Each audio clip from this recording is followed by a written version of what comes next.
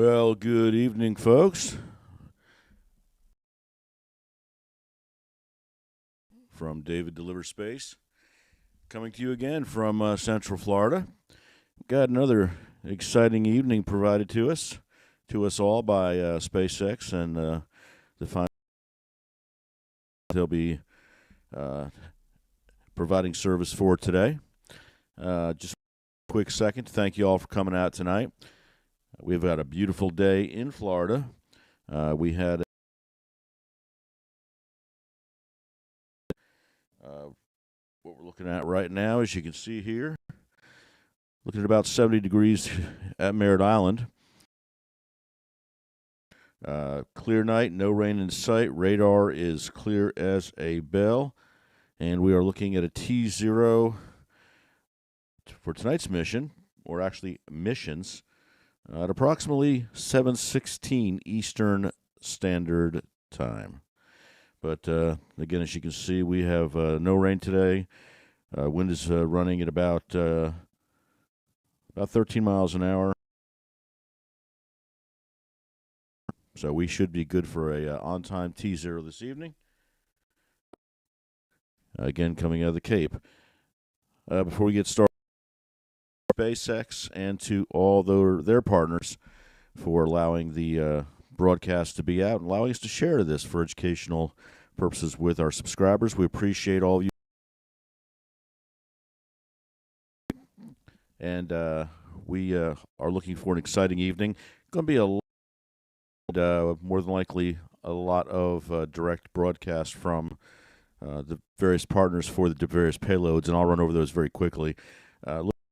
Going live with the SpaceX feed within the next lesson.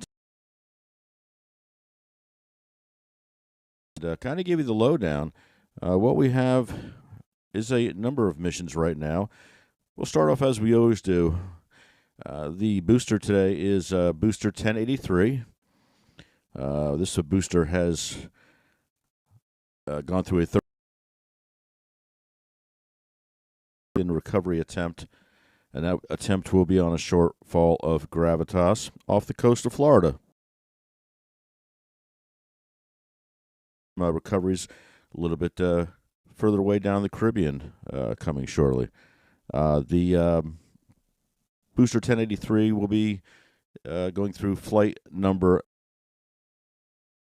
9 and recovery. And again, that'll be on a short fall of gravitas. A pretty jam-packed mission, and that's why I'm going through my notes here, and I do apologize as I look down. But there's a the primary mission is the Nova C IM-2, and you'll remember IM-1, the moon mission that had its limited success. It did get to the moon, and remember we had a little tip over, but there was a lot of good science that came out of that mission. And again, as SpaceX and other commercial carriers do, especially SpaceX, let's rinse, repeat, try again. So, and Nova C IM-2 will consist of some pretty interesting things. Primary goal, ice drill, and they will be the new terrain is known as the Trident mission. We'll be looking for polar resources, and it's under mining experiment 1 prime 1. I'm getting into all the details. Very broad stroke here, brush stroke. But the meat and potatoes, that is, the drill at the South Pole will bring up regolith. The mass spectrometer on board will conduct its tests, and we'll be looking for what the regolith that's pulled up consists of. Hopefully, we're looking for high content of water. Again, water is the key to the whole thing. And returning to the moon. Water will allow, of course, water for drinking, water for fuel. The hydrogen is broken out, so a whole lot going into that. The missions also deploy a lander. The lander's named Micro Nova.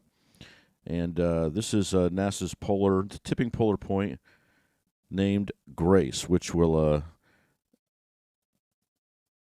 basically be demonstrating the ability to carry 1.5 miles. So this is a small rover that's going to be demonstrating the ability and whatnot for carrying a load, carrying cargo.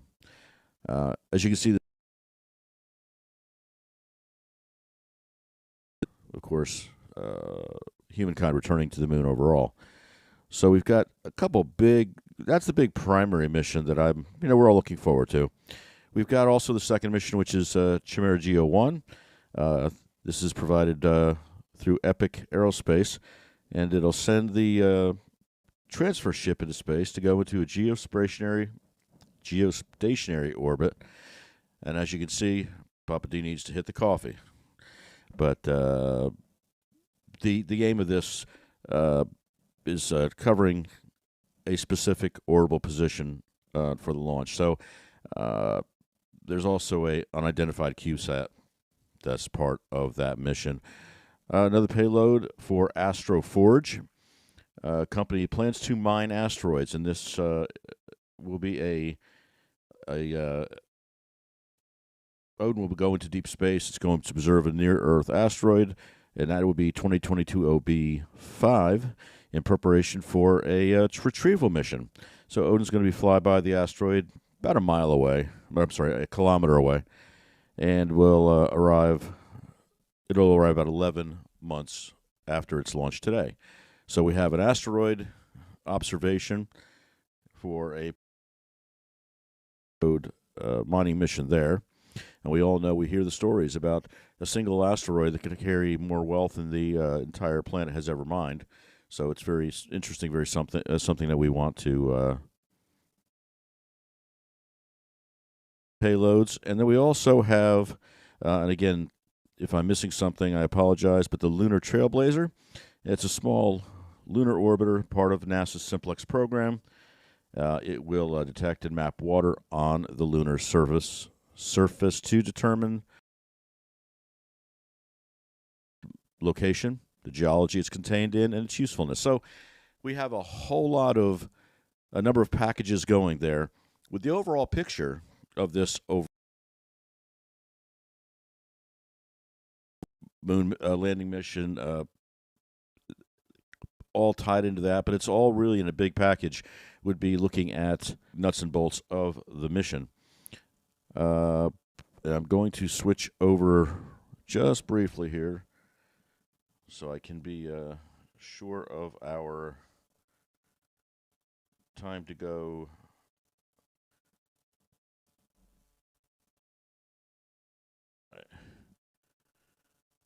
Make sure where we are on the timeline. Okay, we are still good.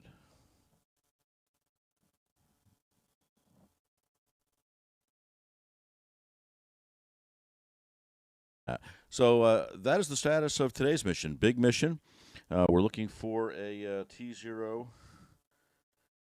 still coming up of 623. The 623 is when we're going to be going live. 716 would be the live feed. So we should be coming up very.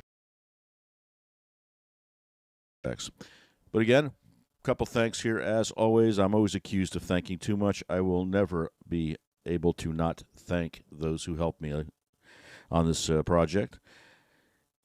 And number one, again, thank you to SpaceX, all of its partners, aforementioned partners, for all the missions. Thank you for coverage this evening.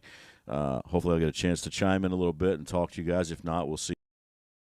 But we are looking at a pretty good-sized mission today. We look forward to the commentary and all of the great things that SpaceX and its folks bring to us. And I'm very thankful to them. And you guys knock it out of the park. We appreciate you guys every single day for what you do. We'll talk a little bit further at the end about the upcoming missions, including the potential launch Friday of the. And we'll get a little bit deeper into that. Also like to thank our subscribers, of course. If you are a subscriber, thank you so much for your support every time you get out there a little bit further into the YouTube.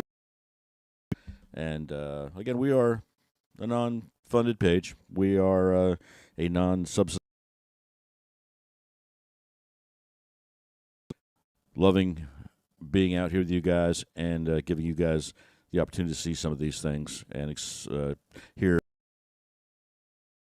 about what he knows and enjoys so much, being a space nerd since about the early 1960s. So thank you to the subscriber. Guys, feel free, look around. We'd love to have you hit that subscribe button, hit the notify button so you'll be notified of any upcoming videos, any live events.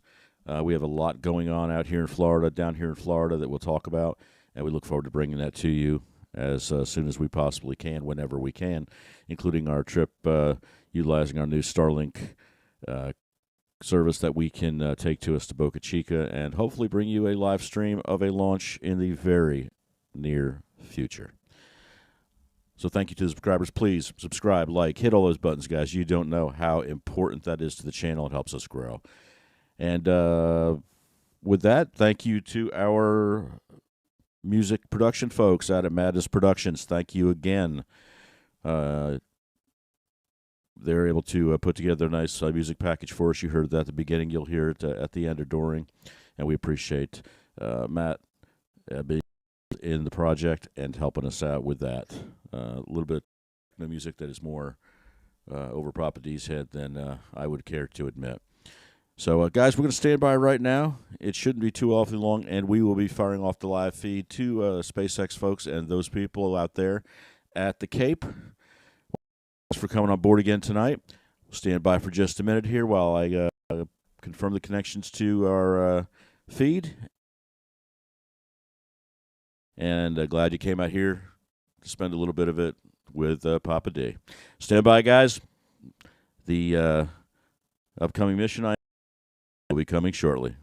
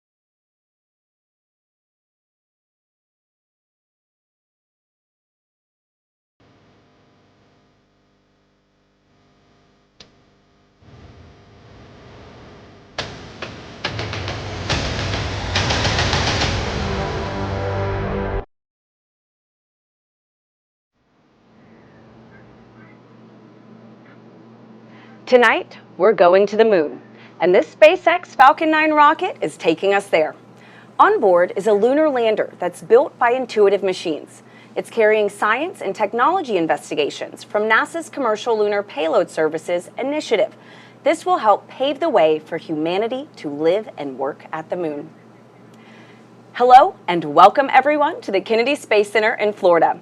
I'm NASA's Tahira Allen, and this is Josh Marshall, the Communications Director for Intuitive Machines. Josh, it is so great to have you here today.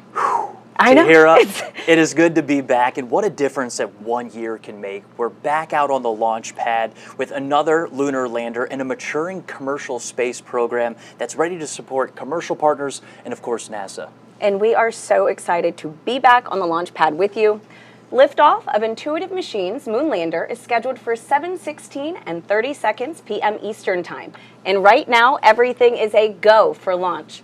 If all goes as planned, that lander will complete its journey about 100 miles from the lunar South Pole or attempt it for a moon landing. One of the main goals is to gain characteristics and also detect resources beneath the surface. Josh, Describe the build-up to this moment today. I mean, People see your excellence and that you do the things that you say you're going to do, exceed those expectations, and after night. Now, there are more than a dozen NASA and commercial instruments headed to the moon tonight, and we're going to walk you through them to the moon. Well, first off, we love her, and her How name could you is not? Athena, including her solar panels. She's just over 14 feet tall. With the landing gear, she's just shy of 15 feet wide. That's about the length of a standard car parking spot. The lunar lander weighs nearly 1,500 pounds and is capable of delivering about 220 pounds of payload to the lunar surface. That is a lot of science, Josh. So, you know, we talked about having commercial instruments on board this lander. Can you walk us through some of those payloads on Athena? Absolutely. Let's take a look at some commercial ones. We have Lunar Outpost Map Rover underneath the garage right here. We'll move this around. We have Nokia just on this side. And if we pivot back this way a little bit, you have Lone Star Data Holdings Data Center over here. But I want to talk about a payload that's helping us solve one of the challenges we found from IM-1, and that was regulating the thermal temperatures underneath the lander's top deck solar array, this area right here. So what we did is we partnered with Columbia Sportswear. Shade sun deflector. Can I hold it? Absolutely. And what it does is regulate that extreme heat and extreme cold that the lander experiences underneath that top deck solar array. Wow, that's incredible. And so all these commercial payloads that you've been pointing out, they're all on the outside of the lander because, as I understand, Athena's fuel tanks are on the inside of the core structure. You got it right. Cool. That's liquid methane and liquid oxygen tanks inside of the lander. What that requires is extremely cold fuel to be loaded inside of the vehicle. That fueling process started about 3 hours before launch, and fueling stops just before liftoff. And what is really cool, to meet those requirements, SpaceX developed a way to fuel the lander while it's already attached to the rocket and on the path.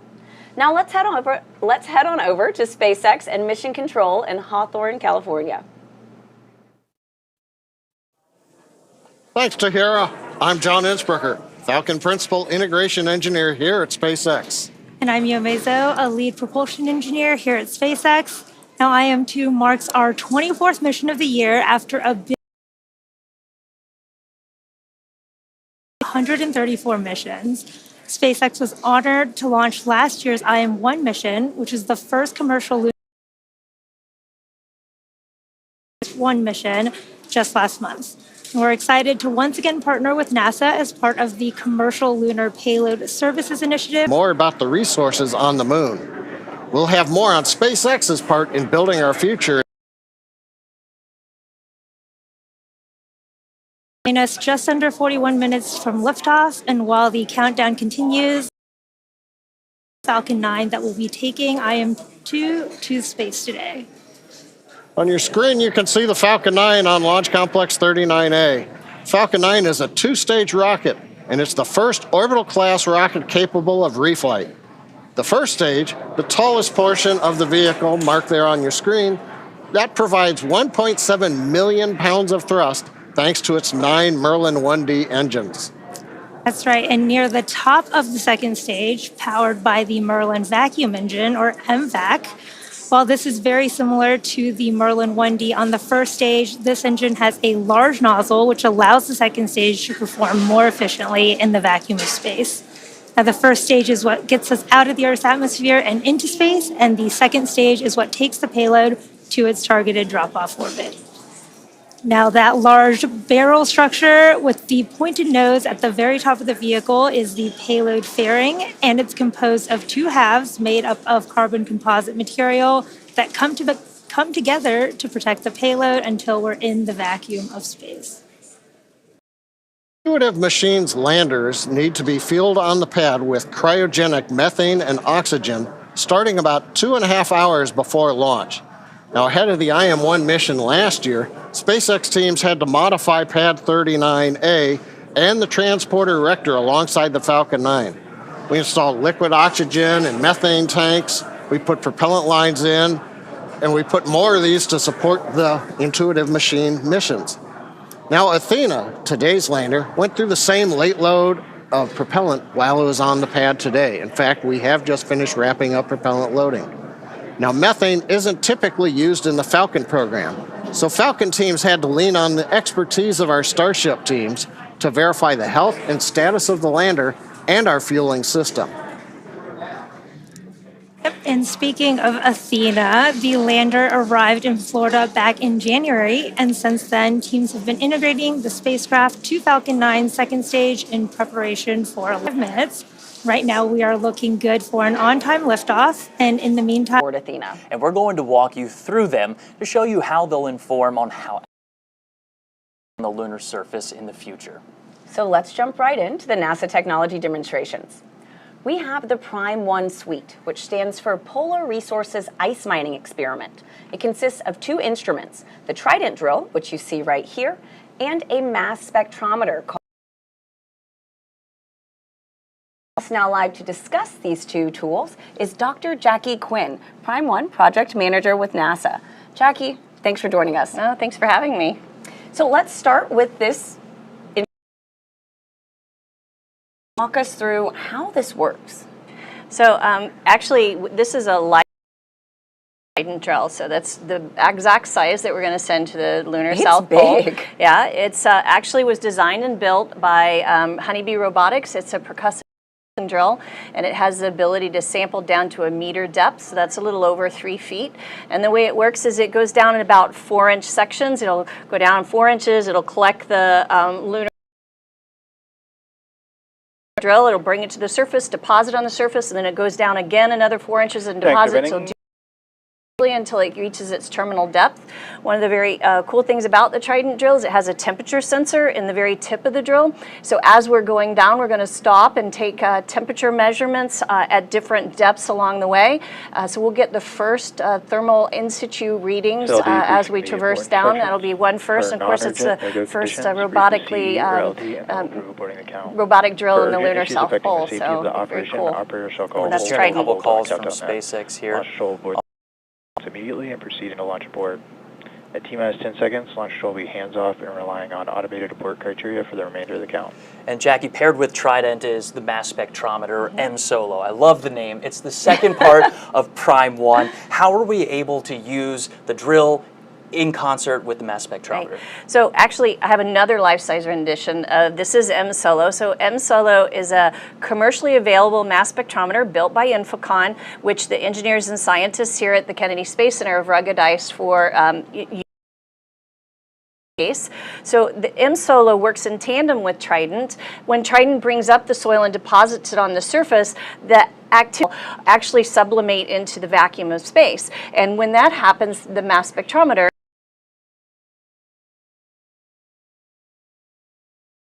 and what quantity is there.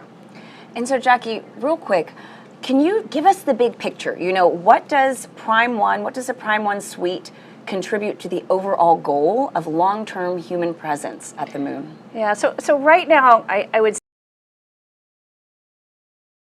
human explorers, and we want to be able to have a sustained presence on the moon, on Mars, on any celestial body. And in order to do that, live off the land. So if we look historically at explorers, say Lewis and Clark that went from Missouri to the Pacific, off the land, they gathered food and vegetables, they hunted, they drank water. Well, we as explorers of space need to be able to live off the land as well. And the way to do that is to be able to get the water if it's there, and be able to harness it for creating fuel and oxygen. And that's what Prime 1 will do, is to give us those first key engineering components that allow us to design future systems. That is so exciting, Jackie. Thank you so much for joining us today. Being here. Go Prime 1. And it sounds like we also did just get a call out that RP1 propellant loading is underway. So that is a great update to hear. Now, also aboard Athena is the Laser Retroreflector Array, or LRA. It's a collection of reflectors. You can also think of them as mirrors that are designed to help locate landers better on the lunar surface. And has been used since the Apollo era. Forward to a new era of lunar exploration with NASA's commercial lunar payload service. Here's why we're teaming up with American companies to deliver science and technology to the lunar surface. Is really hard. But what if there was a way Few nations have successfully landed on the moon. As NASA sends astronauts to send science and technology instruments ahead of time to lay the foundation for human exploration. To make this happen, NASA is helping establish a commercial lunar economy. There will be commercial delivery services to the moon. We are enabling American companies to send our payloads to the lunar surface for us. These delivery services will expand our capabilities for we can achieve. This high-risk, high-reward initiative will invest in and leverage the entrepreneurial spirit of American innovation. Lunar marketplace, advancing technology and exploration for all of us.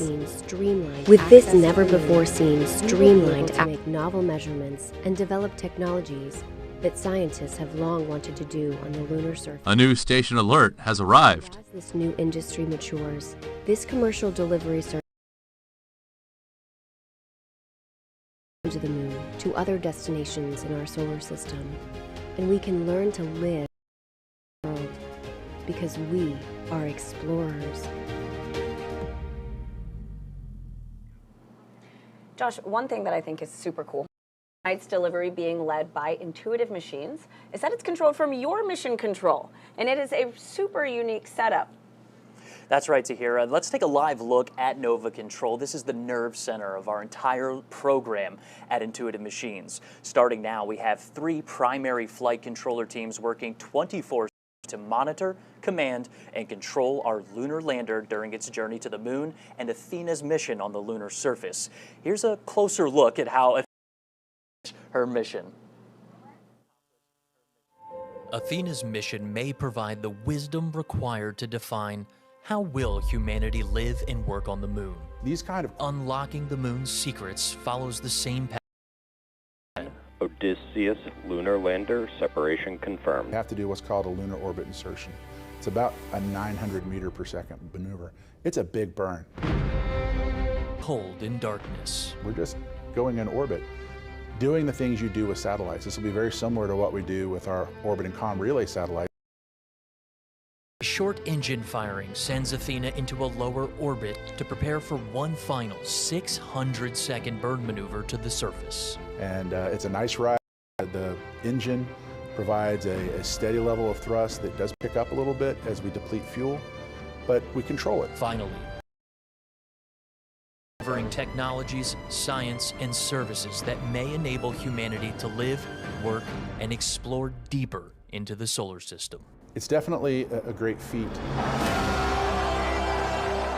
But once you're there, you want to expand from that landing. Athena is designed to support NASA's Prime 1 drill suite, deploy a rover, send a rocket-fueled drone into a crater, and connect those spacecraft using Nokia's 4G LTE lunar surface communication. It's who we are. In addition to Athena, Intuitive Machines and NASA developed. We're joined now by Trent Martin, the Senior Vice President of Space Systems at Intuitive Machines, to talk about the Hopper. Trent, welcome. Thank you. Technology. You know, Absolutely. Hopper had big support from NASA's space technology mission. What is it about Grace that has everybody so excited? Yeah, so we had decided that we were looking for a technology that could be utilized to go to and prove out this technology, prove that we can go down into pits or down into permanently shadowed regions or even into the lava tubes on the moon. Wow. And once she's in, do you have on board conducting the science that you expect to get back there? Yeah, so this first mission payloads on this, but we actually have 3. So we have a camera system so we can look down, see what's underneath, through a part onto the foot of the hopper so that we can sense the temperature down inside of a permanently shadowed region. And then working with a company out of Hungary called Space, we put a neutron spectrometer on board so we can actually tell if. That is so exciting. Now, so you talk about Hopper going inside. Does she have to hop back out to transmit the data, or can she do it from inside there? Well, we've actually put a Nokia antenna on top of Hopper, And based on the analysis that Nokia has done, we believe that we will be able to communicate outside of that PSR that we're flying into just by bouncing the signals off of the walls of the crater. But we'll find out. That's part of the experiment. How far away is that? 5 hops once we get to the surface. 1 to get us off of the lander, and then several different hops to prove we can fly down into the PSR and then wait a period of time 700 meters away from the lander by the time we're finished. It is so exciting just hearing about the complexities of, and Trent, we wish Grace safe travels into the history books. We do too. Thank you very much. Thank you. Now let's head back to SpaceX in Hawthorne, California, where John and Yomi are standing by. Now, not only is the Falcon family of vehicles supporting growing commercial industry, and that's unlocking space for both commercial. Yep, that's absolutely right. And for more than a decade, Falcon 9 has supported 45 missions to the International Space Station with our Dragon spacecraft, starting with our first to the U.S., and even helping launch 2 additional cargo missions with. All of these missions have enabled science and research to be conducted on the. A lot of work from low Earth orbit. Now, since 2022, SpaceX has supported astronaut missions to the space station, and that's been in partnership with Axiom Space. Now, in the near future, Axiom plans to attach a module to the ISS, and that will eventually detach and form an independent station, one of many is after the International Space Station exits service at the end of its operational life. Help deorbit the space station, NASA awarded SpaceX a contract to develop the US Deorbit Vehicle, or USDV, which is a modified Dragon ISS through a controlled re-entry into Earth's atmosphere. Now, this will be a pivotal moment in hands off the baton for future private missions. Axiom, or VAST, which is working on developing space station.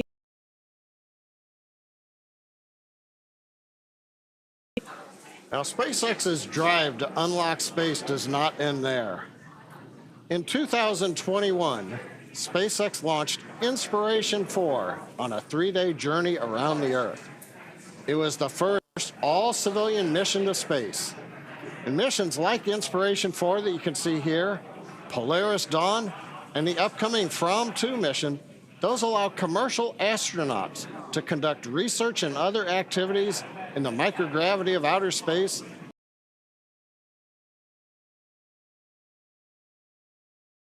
Now, as some of you may recall, last year the Polaris Dawn crew reached the highest altitude ever in Earth orbit. In the first ever extravehicular activity, what we call an EVA, where they stood up in Dragon wearing SpaceX-developed EVA suits. They also conducted 36 research studies and experiments designed to advance both human health on Earth and during long-duration space flights. There's a nice view of the very top of Dragon where they conducted that EVA from in the SpaceX suits. Yeah, those were incredible missions, and all of these missions, including today's IM-2 mission, are helping set the stage for future missions to the Moon, Mars, and beyond. And of course, SpaceX continues to support NASA's Launch Services program with missions like Sphere X and Punch, which are currently scheduled to launch in just a few days. So very exciting times ahead, but back to today's mission. Let's check back in with Tahira and Josh over at KSC. Thanks, Yome.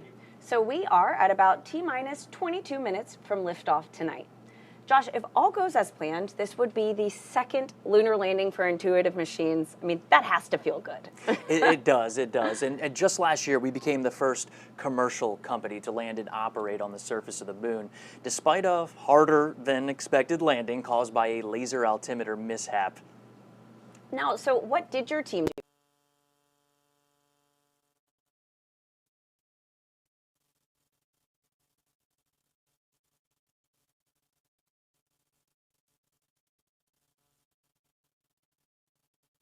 Namely, we've taken extra steps in testing to ensure Athena's laser altimeter is rock and roll ready to go, Zahira.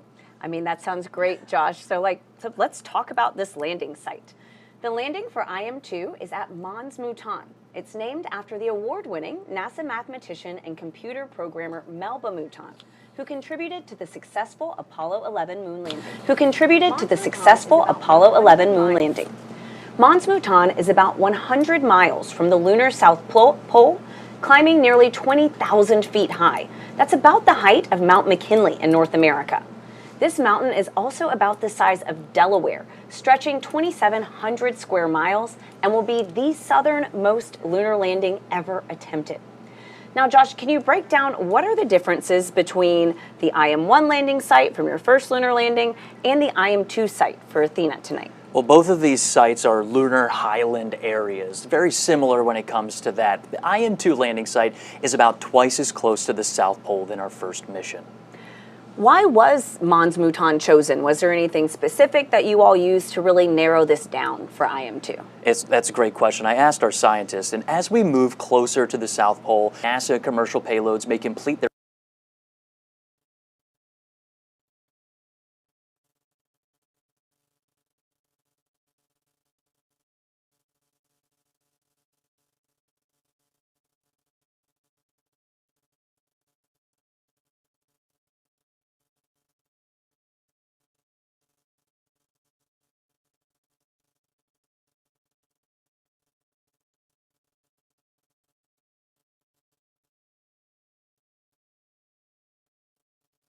or explored before. Here's a closer look at the type of preparation that goes into returning from the lunar surface in our Artemis Moon Minute.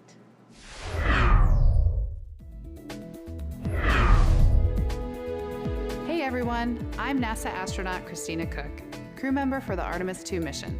I'm here at NASA's Johnson Space Center in Houston, Texas, where the Orion spacecraft is closely monitored for mission control during flight. Speaking of the Orion spacecraft, teams are gearing up for another important exercise off the coast of San Diego, California.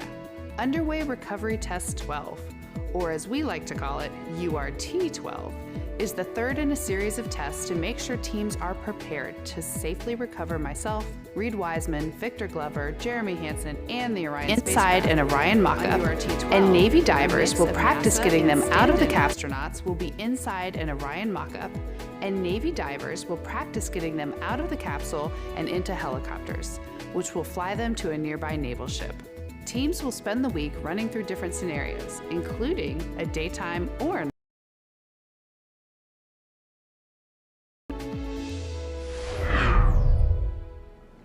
For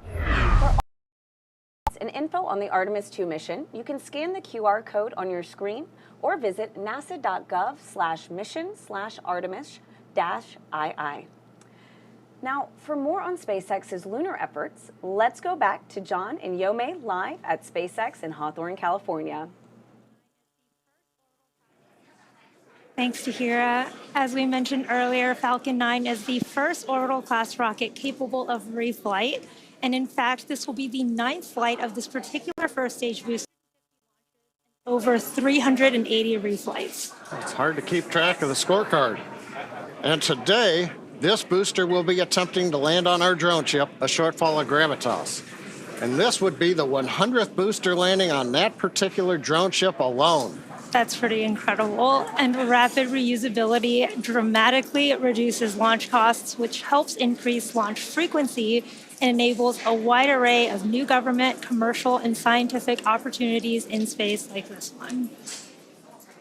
Now, lowering the cost of access to space is helping take humanity's next steps into the solar system, whether it's in LEO, GEO, interplanetary, or even deep space. Now, when the costs are lower, government and commercial customers can launch more missions, which helps accelerate development. This also helps commercial satellite and private research customers afford to launch more projects to space, and that helps stimulate innovation here on Earth. Absolutely. And missions like SpaceX's Transporter and Bandwagon rideshare programs help make access to space even more affordable by sharing the cost of a launch across many customers. All of this is to say Reusability is that key innovation that's making Stage space 2 more launch load accessible has started. for the industry as a whole. We just heard Stage 2 LOX load is beginning. We're right on time. But let's talk more about technology and innovation, and we'll head back to Tahira and Josh at Kennedy Space Center. Thanks, John. Many of the technology demonstrations on board Athena, like Prime 1 and the Grace Hopper that we heard about earlier, were driven by NASA's Space Technology Mission Directorate. Now, some are NASA-supported experiments that are developed by investments are valuable, stimulating the lunar economy as activity increases on and around the moon. Now, to talk about these programs, these payloads and awards, we're joined now by Mark Thornblom, Deputy Program Manager for Technical Integration of NASA's Game-Changing Development Program. Mark, welcome. We're so glad to have you joining us. Yeah, it's great to be here. It's an exciting night.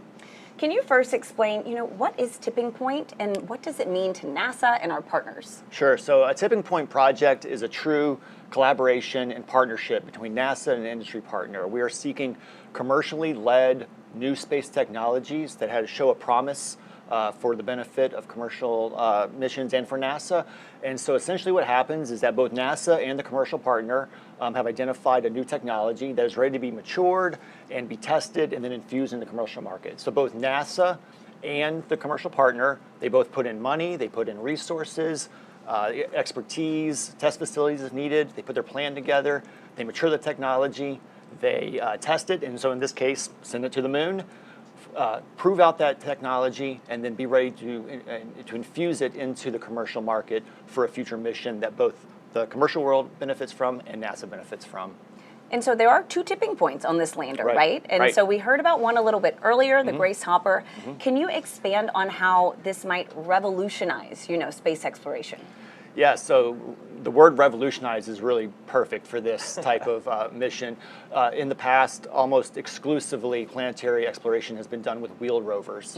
And that's been great. They're incredibly reliable. They do their missions well, and we've benefited greatly from them. But we've got to the point now in the science investigations, particularly on the moon, where we need to get into those more hard-to-reach places.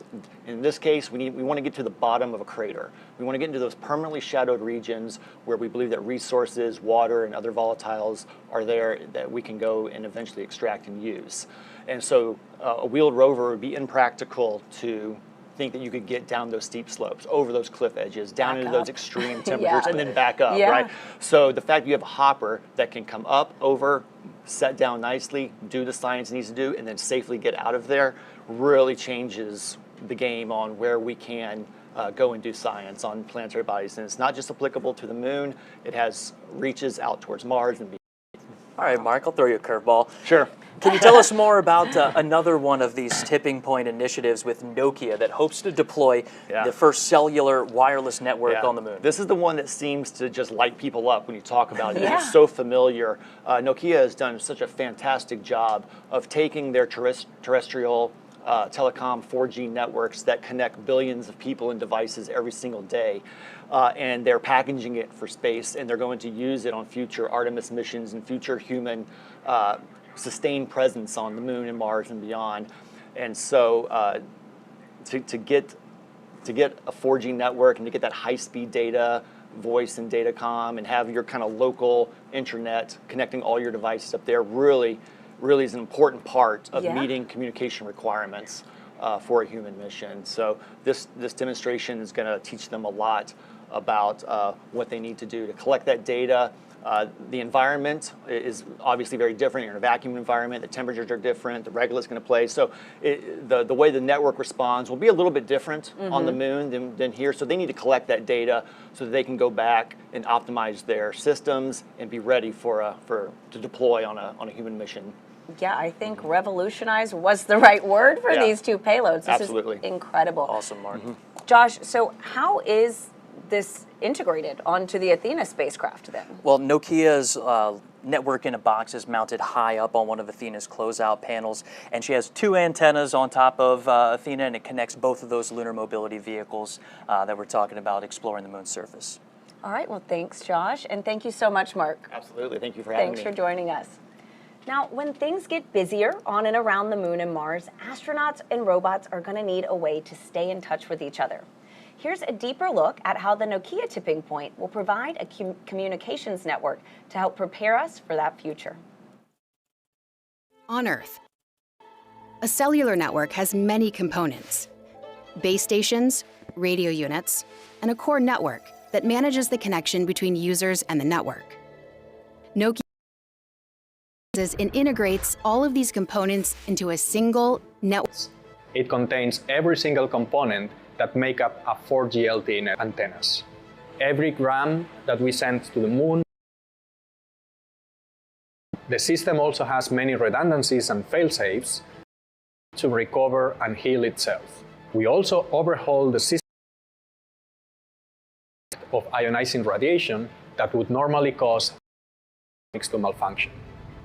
The network links directly to devices in both the and Intuitive Machines Micro-Nova Hopper. For the mission to succeed, this network must be fully autonomous. It must deploy and configure itself once on the lunar surface. As the lunar rover goes about conducting experiments, and the hopper goes constantly make adjustments to ensure it maintains connectivity. This is an uncrewed mission. There will be no human technician to tweak or repair the network if something goes wrong. Achieving that level of autonomy will take. Working with NASA's Space Technology Mission Directorate, Nokia plans to test the first cellular network on the moon. Success is an important mission.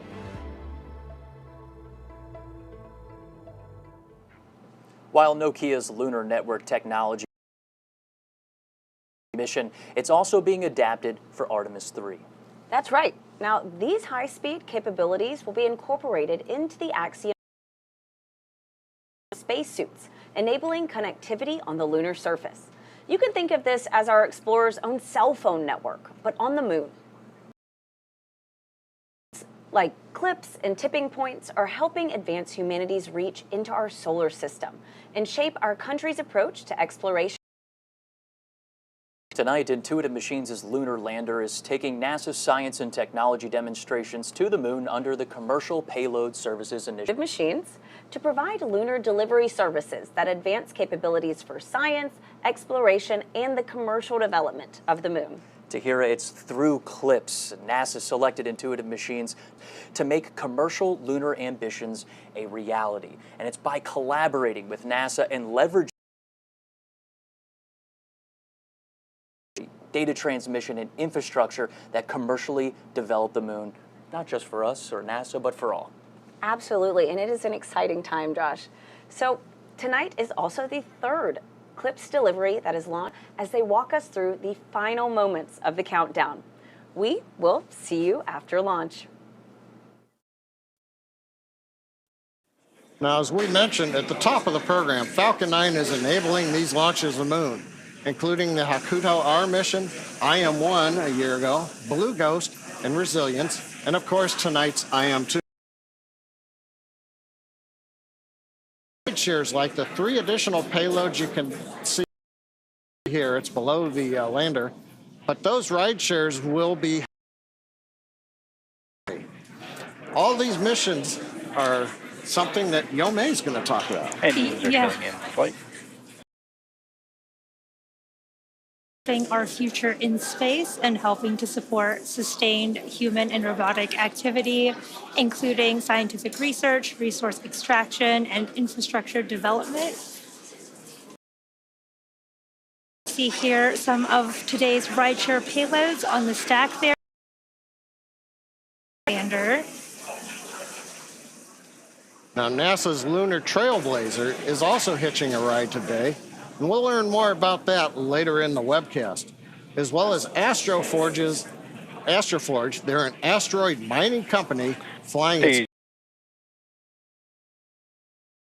Earth asteroid 2022 OB5. Gotta love some of those asteroid names. The way for our sustained presence both in space and on the moon as we deliver land satellites and rovers in the next few years, building up the moon's equivalent of low Earth orbit which is known as lower lunar orbit, which will act as the staging point for future missions, supporting lunar communications and providing platforms for science and research. And in the near future, reusability will extend all the way to the moon, with reusable landers flying their first missions.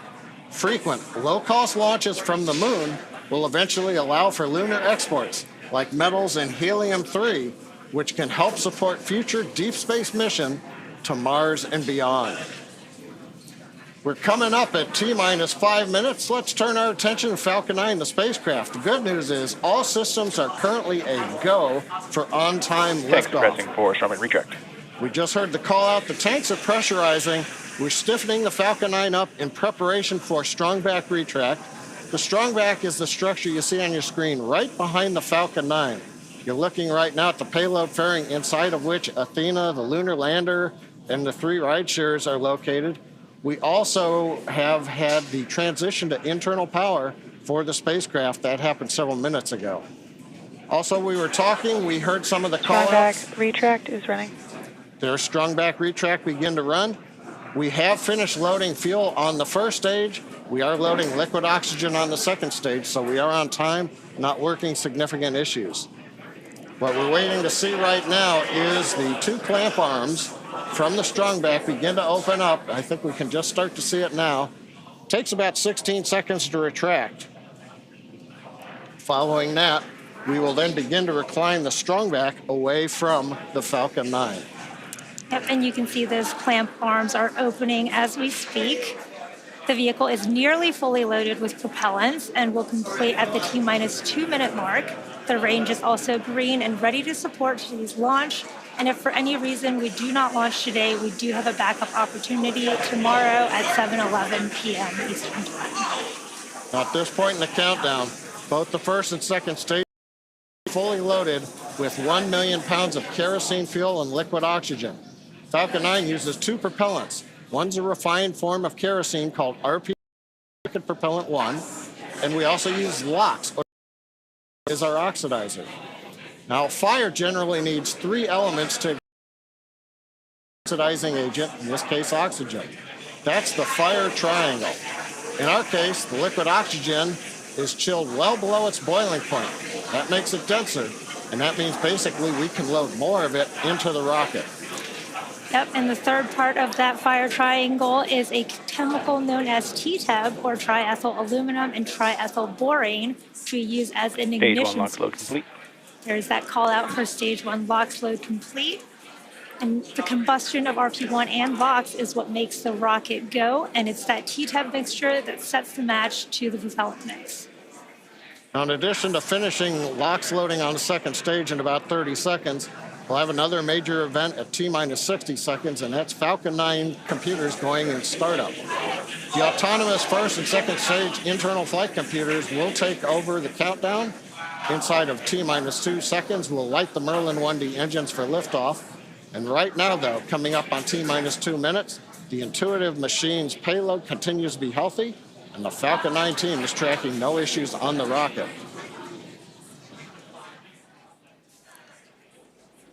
Currently, the weather is green and the range is ready to support a T0 at 7:17 p.m. Stage Eastern 2 Time. LOX load complete.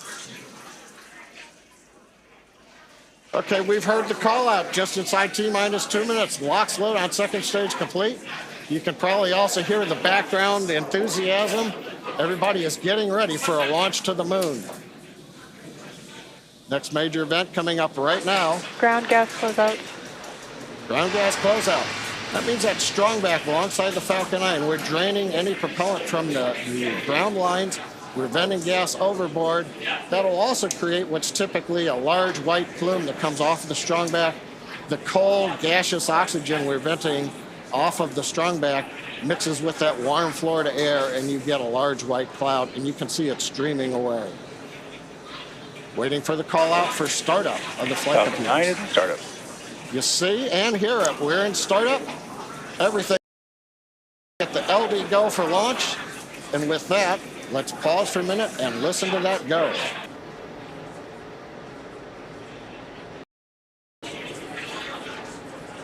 T-minus 30 seconds and counting. All systems are go for launch of Falcon 9.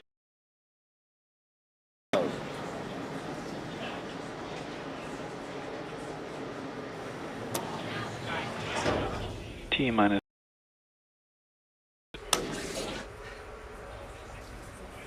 10, 9, 7, 6, 5, 4, 3, 2, 1. Ignition and liftoff. Go Falcon, go intuitive mission.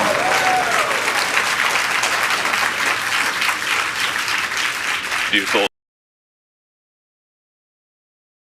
Congratulations, SpaceX. Go Falcon. Go Intuitive Machines. On our way to the moon again.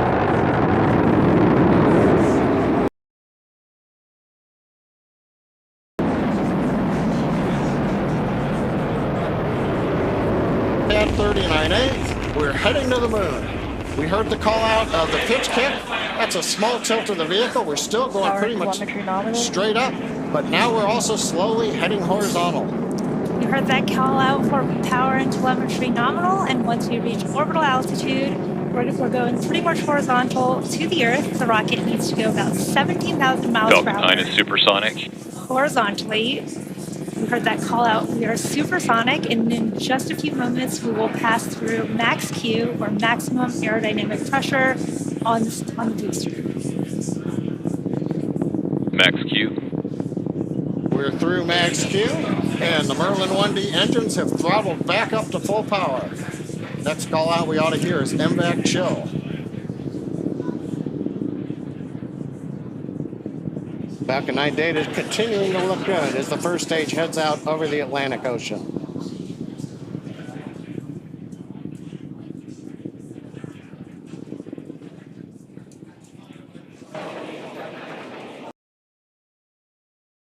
Trajectory looking good on Falcon 9. Now we're going to have a few events coming up in quick succession. Cutoff, that's the point during the flight where we shut down the 9 engines on the first stage. Then we'll go into stage separation, and then SES-1, which is stage engine start number 1. And shortly after MECO, stage 1 and 2 will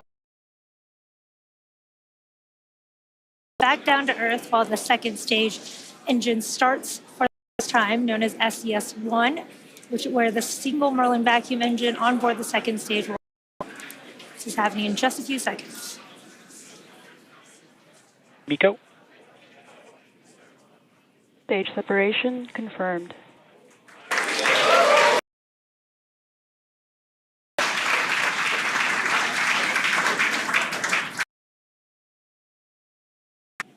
And vac ignition. Of 3 good events. You heard it, and you should have seen it there on the webcast. MECO stage sep and SES-1. The first stage is now coasting to apogee. That's the view on the left side. We're slowly turning using cold gas engines into the direction of flight. Also, you may have been able to make out in a little bit of the light, the titanium grid fin deployment is underway. We're using pneumatic gas pressure. Confirmed. And here comes fairing separation. And a beautiful view. Looking at Athena and the ride shares on top of the second stage stack. So we had good fairing Vehicles are on a separation. nominal trajectory. Trajectory's nominal. First stage is looking good as it coasts to apogee. Second stage under power. Yome, everything continuing to look good right now on the mission. Yeah, we are at just over T plus 4 minutes into today's mission. IM-2 is SpaceX's 24th launch this year, and we are currently in the first of 2 planned MVAC burns. Around the T plus 6 minute mark, you should see on your screen the first stage's entry burn. It's currently making the M1D engines on the first stage, starting with the center engine, followed shortly by the engines next to it, which will slow down the vehicle as it passes back into the Earth's atmosphere. Re-entry forces, which will help us recover and reuse that first stage.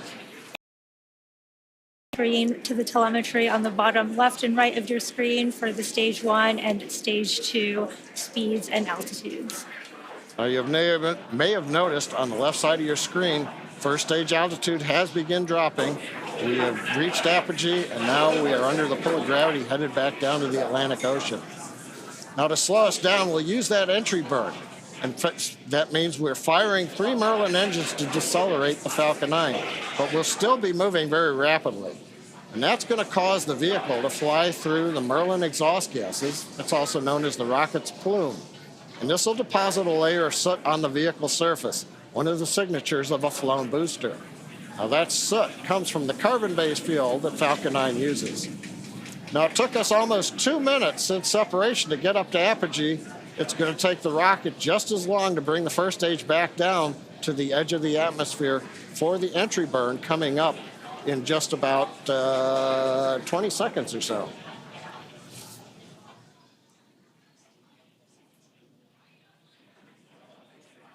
Now, as a reminder, the first stage that's supporting today's mission is performing its entry burn for the 9th time. Falcon 9 is the world's first orbital reusable rocket. This is important because it's that reusability that allows SpaceX to refly the most expensive parts of the rocket, and that in turn drives down the cost of space access. Stage 1 entry burn startup. Stage 1 FTS is saved.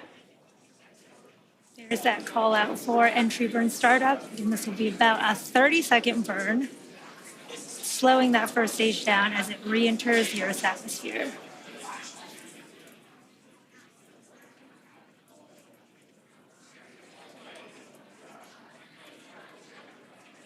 Stage 1 entry burn shutdown. There you can see the end of that entry burn on the first stage.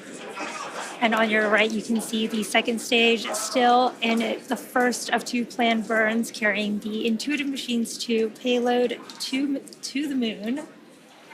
Now coming up next, we will shut down our MVAC engine on the second stage, followed quickly by the landing burn on our first stage. And the second engine cutoff of this first burn will be in just about 30 seconds at the T plus 7 minutes and 46 second mark. Stage 2 is in terminal guidance. You can see on your bottom right the speed of the second stage accelerating as we are in that burn. Stage 1 transonic. Stage 2 STS is saved.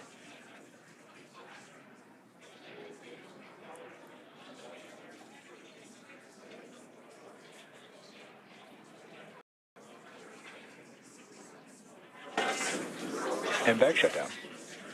There's that call out for MVAC shutdown. We should be getting a of a good orbit as Stage well as 1 landing burn. there is that stage 1 Nominal landing parking burn. orbit. And that confirmation of a good orbit on stage 2. Let's watch stage 1 come back home. Landing leg deploy.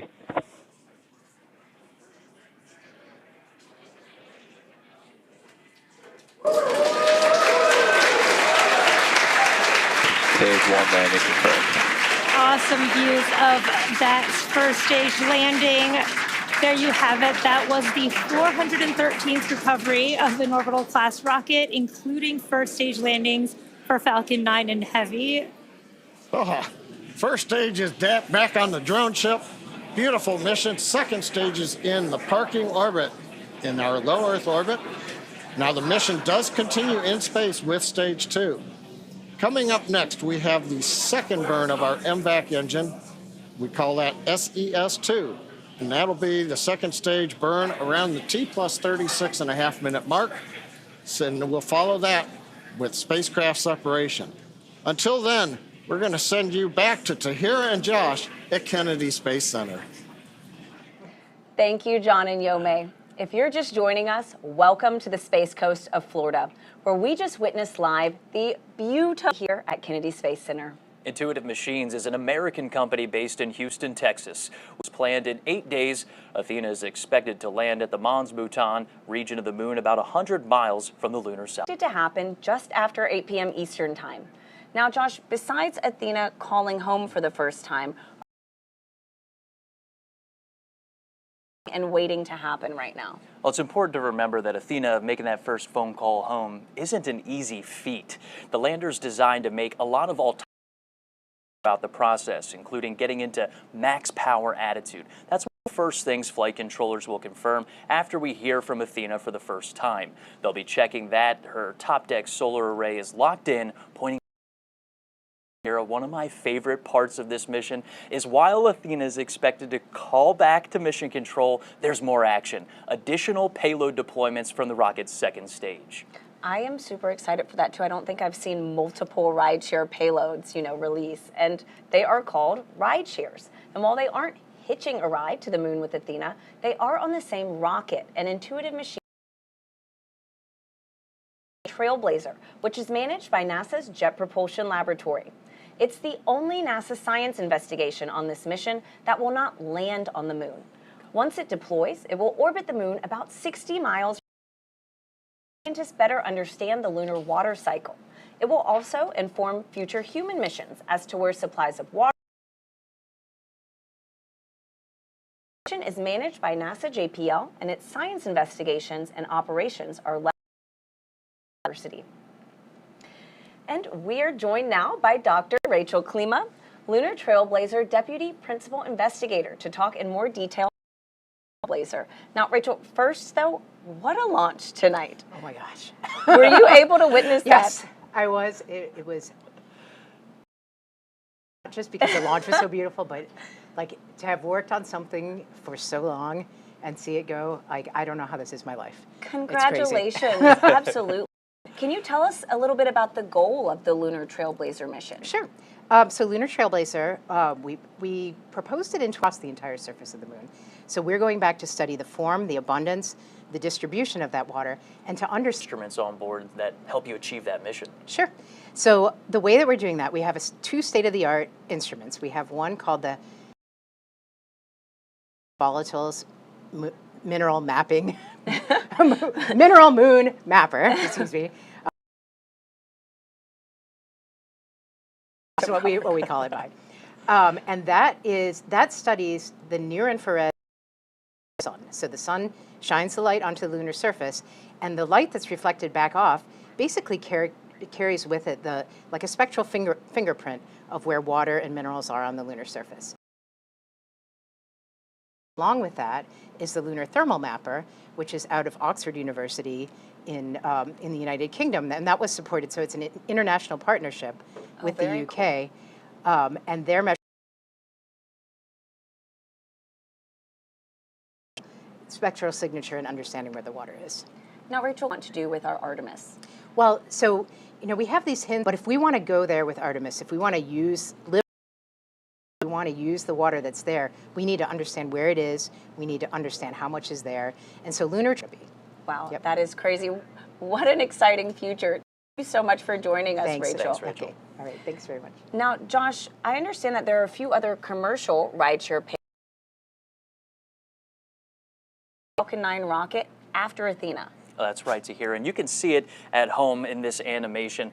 Athena separates, and then the three rideshare payloads deploy. This animation has a condensed timeline. We actually expect the payloads to separate about 5 after Athena.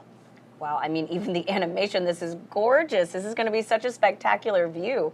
So can you walk us through, what exactly is deploying here? Well, what you're watching are all of the rideshare deployments, including Astroforge, a space mining company, using this mission to scout its target asteroid that is out of this world, and deployment of Epic Aerospace's payload called Chimera. It's an orbital transfer vehicle intended to deploy multiple payloads after separation. And is there a special reason, that these ride shares joined Intuitive Machines CLIPS lunar launches? That's a great point. And Intuitive Machines takes an Apollo-like trajectory to the moon. It's called a translunar orbit. It's like throwing a fastball right at the moon. It enables Athena to get there in about 8 days, but for ride shares, it's an opportunity to get into a high-energy orbit to get places like the moon or a deep space asteroid like Astroforge. It's also an opportunity to send our future lunar data relay satellites on the same launches as our lander missions, starting with IM-3, which is of course, also carrying our CLIPS payloads from NASA. That's right. And IM-3 will be Intuitive Machines' third lunar delivery mission as part of CLIPS, an initiative where NASA and American companies have teamed up to explore the moon. Now, a lot of research needs to happen before humanity can live and work on the lunar surface. And these CLIPS missions are like our stepping stones towards creating that sustainable future. In the end, the rewards outweigh the risks. Landing on the moon is hard. We're going back. Under this Artemis program, we're going to be sending humans to the moon since Apollo. So ahead of humans, we want to get up as much science, exploration, and technology experiment. Beyond. Ordinarily, when NASA delivers a payload to the surface of the moon, they do it with a commercial partner, but NASA controls the building of the delivery of our lunar payloads to the surface of the moon. It is a delivery service, akin to a delivery service that you'd have here on Earth. NASA will provide payloads to a commercial company. They decide how to get it to. It's meant to provide affordable, rapid, frequent access to the lunar surface through American companies. Commercial companies that are competing to win task orders to deliver our payloads to the surface of the moon. One of the goals when we started CLIPS was to help establish a lunar economy. Somebody has to do it first, and then it becomes commercially available. Then they're able to crank them up. Then they're able to make it more affordable. Commercial environment. But we had to acknowledge up front, all the way through the high of the agency leadership, that some of them will fail. These missions may not be as successful as a traditional NASA mission. We have a innovative approach with these commercial companies that there could be some failures. Some of them are new companies that have ever successfully landed on the surface of the moon. So they're going to learn lessons. We need to give our vendors the opportunity to learn. And so that'll help ultimately buy down our risk as these companies learn, okay, what does it take to actually build up the lunar lander, integrate payloads, get to the lunar surface and land safely. They've been able to demonstrate that they have very, very good technical depth and the ability to design and execute missions. We're willing to take more shots on goal. And we aren't risking human life. And in the big picture, if we're flying missions at 1/10 of the cost of a NASA mission and we fail 2 of them, we still get 8 missions for that same price. Even with 1 or 2 or 3 failures, this is still a very economical proposition. It's a risk possible more risk tolerant than NASA is accustomed to. There's not a single one of these companies that's willing our long-term ability to get payloads to the moon inexpensively. On even more science, exploration, and technology payloads and get more of a return on investment when we get to the moon. CLIPS provides tremendous benefit across the scientific and economic communities. So there's a lot we'd like to learn about the moon. So the moon is the first step. Joining me now are Dr. Nikki Fox, the Associate Administrator for NASA's Science Mission Directorate, and Dr. Joel Kearns, the Deputy Associate Administrator for Exploration. Now, Nikki, Joel, what a launch tonight. Wasn't it beautiful? I know. Does it ever get old? No. Never. Absolutely not. Never. Oh. Never. No. Particularly when NASA science is going to the moon on it. I know, right? It's more than just a launch. Like, think about, again, the future. So to talk a little bit about the future, Nikki, I know you're very passionate about how science can enable exploration. Yes. So can you talk to us about how the investigations and science going up tonight are really going to enable humanity have exploration enables science, and that's why we're so excited about having this partnership as we move forward. NASA science does universe, literally, from the center of the sun to the edge of the universe. We're doing fantastic.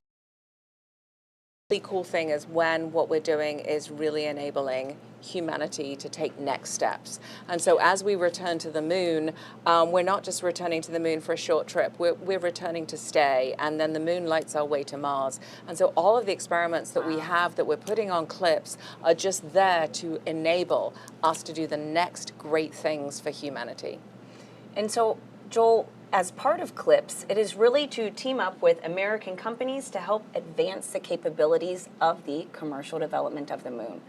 Can you explain how this CLIPS initiative and these flights are really advancing what we want to do with our science and technology that we will need to move humans out first since Apollo. And we're doing this a very different way. Apollo was a national effort that was really done by NASA with major industry at the time. Here we're partnering with in the U.S.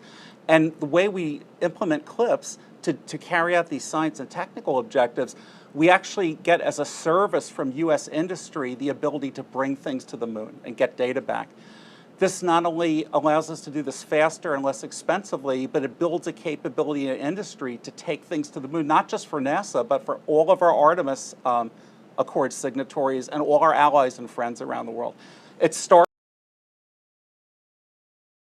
to other small spacecraft, and you know that we are doing public-private partnerships now, even for the big human landers and the spacesuits. It's really the wave of the future for the moon and eventually Mars. Absolutely. Now, very quickly, this is a hard question, but what are you both looking forward to most?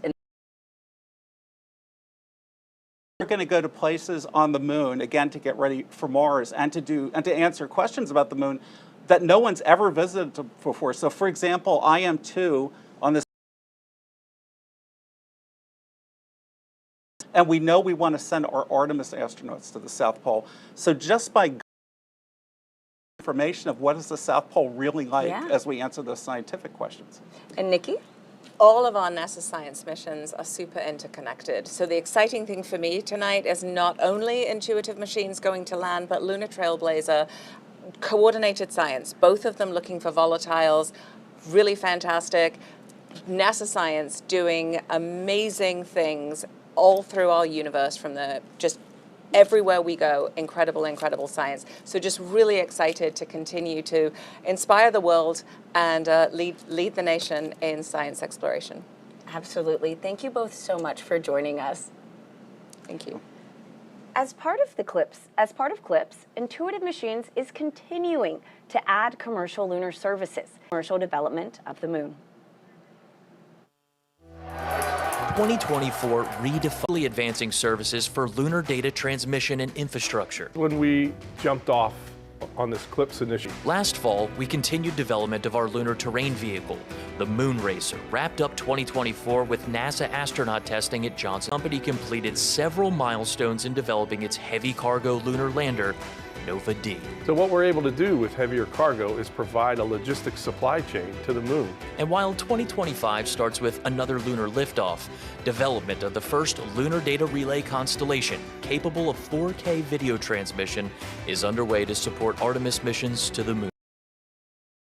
With CLIPS deliveries, we plan on deploying data relay satellites and begin operational capability for Artemis and allow for from the surface.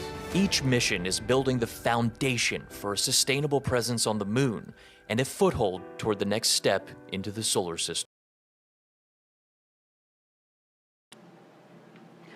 We're now going to step aside while we await our next big milestones, the second burn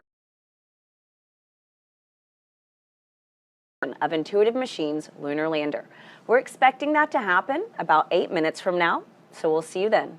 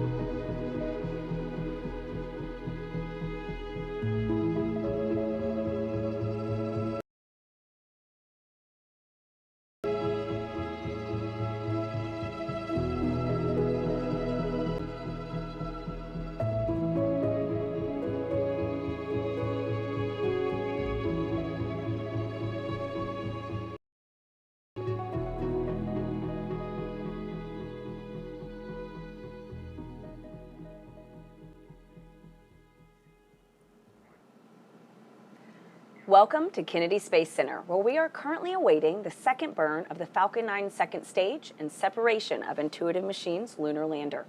This comes after a successful liftoff of the Falcon 9 rocket with the Intuitive Machines lunar lander named Athena at 7:16 and 30 seconds Eastern Time tonight. And in approximately deliver her cargo to the Mons Bhutan region of the moon, the southernmost lunar landing attempt in American history. But first to hear the lander vehicle's second stage. And for that, let's go back live to SpaceX. Innsbrucker and Yomei Zhu are standing by as we await that second burn and then spacecraft separation. John? 25 seconds. And the second burn will last just over 60 seconds, and you can watch the velocity increase. We're actually purging everything. We're getting the engine ready to relight, chilling it. We've been using little cold gas thrusters to just kind of push all the propellant down to the bottom of the tank, so it's right over the inlets of the turbo pump. So we're ready to called settle, right? And we use nitrogen to perform this.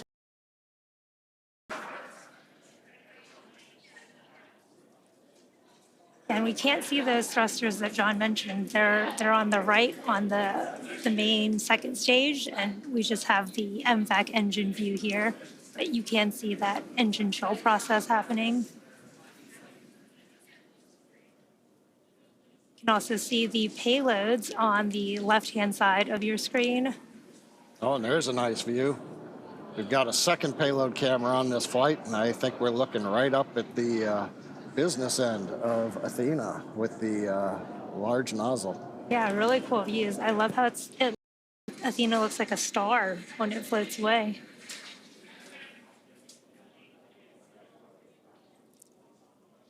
Now again, we are coming up on that second engine startup.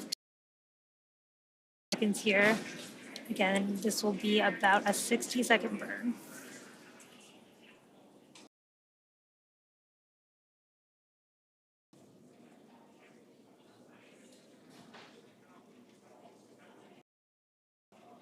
MVAC ignition.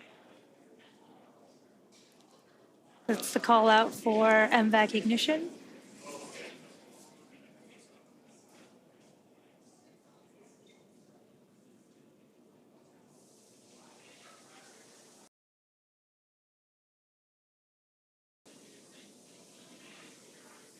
It's always cool to see that MVAC nozzle start glowing in the middle of the burn. We are about 30 seconds into our 60-second planned burn.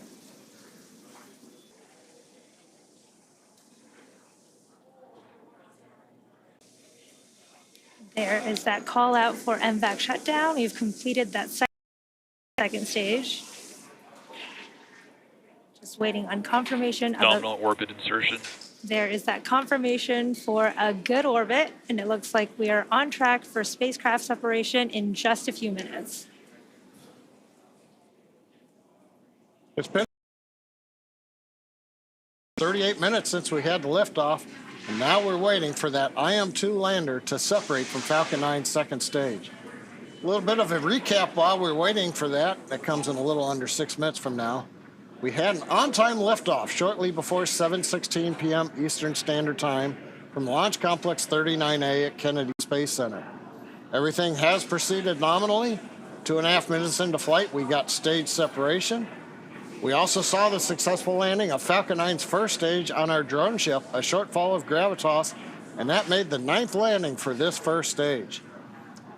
Now, about T plus 7 minutes, 46 seconds, we had a successful second stage engine cutoff, SECO 1, and we heard the call out of a good parking orbit insertion. Now, that was the first of 2 burns of the second stage engine, and we just saw the second burn of that engine complete, and we also are in a good transfer orbit right now. Right to the altimeter. We didn't change altitude very much during the 1-minute burn, but you can see we're starting to away from Earth now. Now the vehicle is coasting at this point in time. Payloads are still attached as we're counting down towards the separation of the Athena lander. Now the second stage is in a coast phase, as I mentioned. We are essentially making sure everything is quiescent on the stage. We're venting down pressures. We're making sure that overboard vents are done. We want Athena, when we send the separation command from the flight computer, to just be moved away with the power of the springs. Is quiet on the second stage. Now we're coming up, we're under 4 minutes to separation, and we're separate the IM-2 lander to begin its 8-day journey to the moon. And of course, given the way spacecraft want to be oriented to the sun, for example, to make sure when they separate, they get power onto solar cells. If you're wondering why we have a camera pointed right at the sun, well, that's a requirement of the customer to make sure that the spacecraft gets nice and warm, gets a lot of power, everything looks good. Now, we talked about the 8-day journey to the moon. The Athena lander is carrying science and technology investigations from CLIPS that will help pave the way for humans to live and work at the moon. And today's mission is the second CLIPS mission for Intuitive Machines. Now we're waiting right now, separation coming up a little under 3 minutes.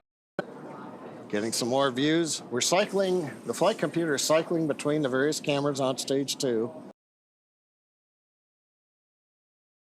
Earlier in the broadcast, that'll make a large maneuver as they get to the moon, but right now everything is quiet on the lunar lander. There's a view of the nozzle extension one side. Here's the other camera at the back end of the second stage. The silver blanket that you see there, that's multi-layer insulation. We put that over the back end. That keeps all the valves underneath and the electronics warm and cool. Warm from the chill of darkness and the vacuum of space, and also helps insulate it from the hot radiative plume when we fire that second stage engine. Got some cool views of the sunrise on the coming up from the Earth's horizon over there, which is very cool to see.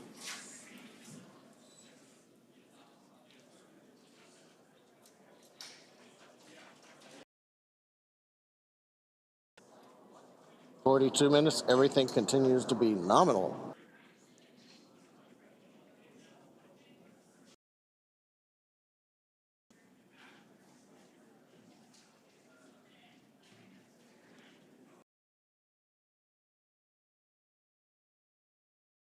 We are going to get deployment of Intuitive Machines 2 lunar lander, named Athena. We had the launch. We got on the screen. We just finished the second burn about 5 minutes ago, and we are in a coast phase on stage 2, making sure everything on the stage is quiet, do final vents, and then make sure that the stage is very stable, it's not moving around. And then we'll see deployment. It'll be interesting. I'm not sure which camera views we're going to get at deployment. Now, once we do the deployment, we then start another sequence that takes about 3 minutes and 50 seconds, and then we will get to the rideshare deployments. We'll have one, and then every 20 seconds, and then 20 seconds after that. Right now, we're just counting down, waiting for deployment. So let's listen into the countdown net.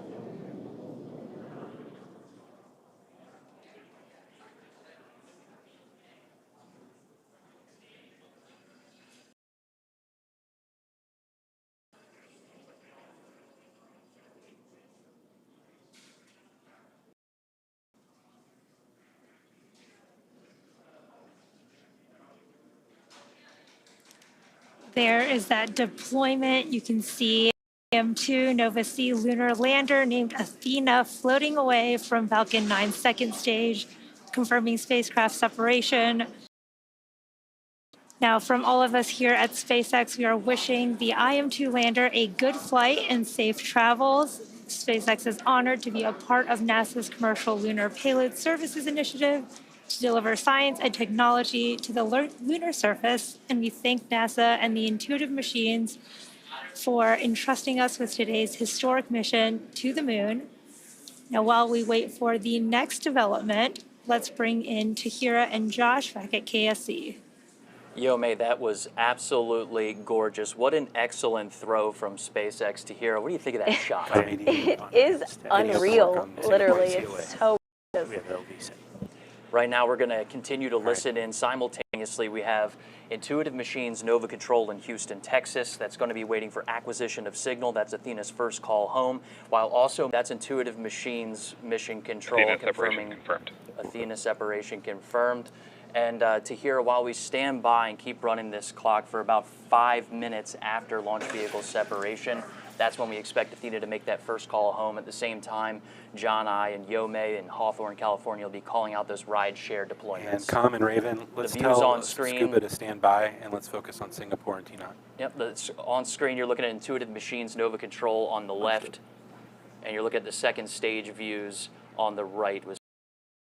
Just gorgeous views. Look at that Earth. That's us. Absolutely. A lot of things are happening right now. It's a very dynamic situation.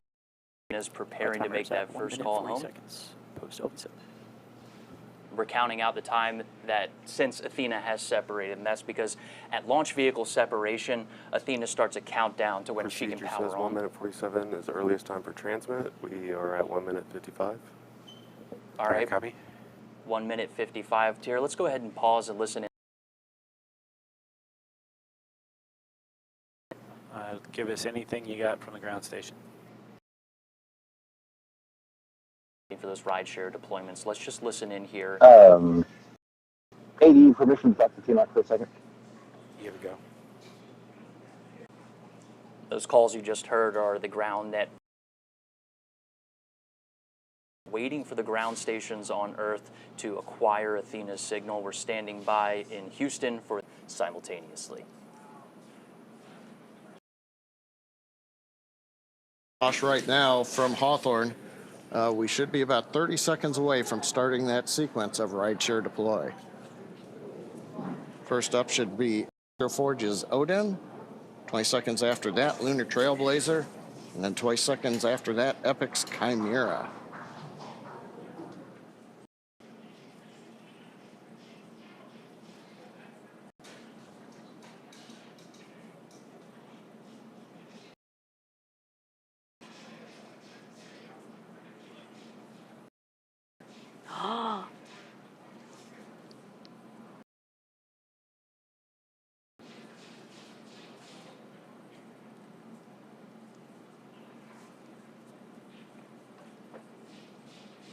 Odin deployed. You heard over the net. Status, Odin's away. Lunar Trailblazer, separation confirmed. Lunar Trailblazer away.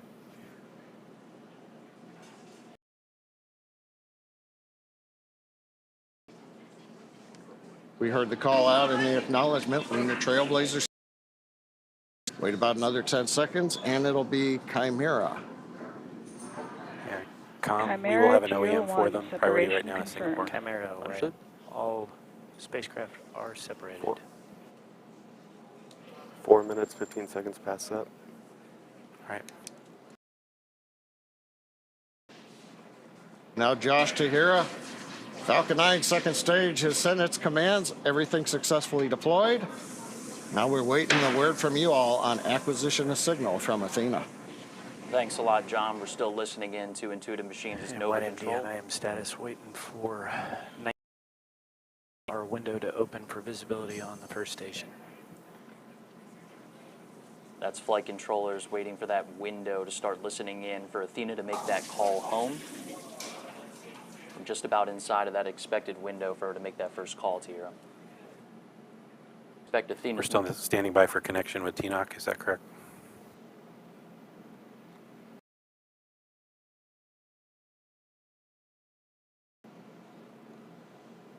Should I enable randomization? Yeah, we're getting some information, and we're waiting for visibility at our first out in space. What she's doing right now is autonomously commissioning. That's a process where she's turning on her power systems, getting into max power attitude. That's pointing that top deck solar array right at the sun, making sure we're getting good power coming through.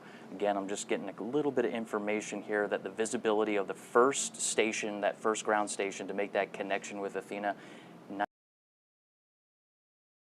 finale here just in the next couple of minutes. Mission Control is just going to be standing by for that opportunity. Until that window comes, 6 minutes post-up. we're not going to hear that confirmation until that ground station's ready to receive that signal. Now, Josh, Copy that. what And happened? we're expecting 1909 for the visibility. That's correct. It's 1909. They're talking Central Time, so that's 8:07 here on the East Coast. So here, just a couple minutes away, flight controllers are Athena while she's been autonomously commissioning herself in space. That process of getting to max power attitude, getting her radio pairs on, and making that first call home, all while moving just about 24,000 miles per hour. She's doing a lot. That's right. Now, Josh, what happens if Athena exceeds that time window? Well, if Athena exceeds that time window, it's okay. She's also programmed to swap radios and antenna pairs to get in a better configuration to make first contact with flight controllers that your folks at home are watching on the left side of your screen. That's Nova Control in Houston, Texas.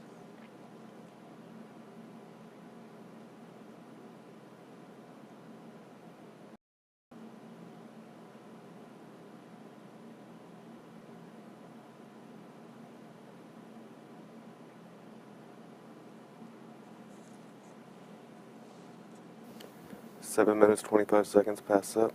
Copy that. That's 7 minutes and 25 seconds since we watched We are Athena halfway. separate. Our activity director, that's John Graves, waiting for the station to connect to Athena as we continue to watch video from the second stage at SpaceX on the right and into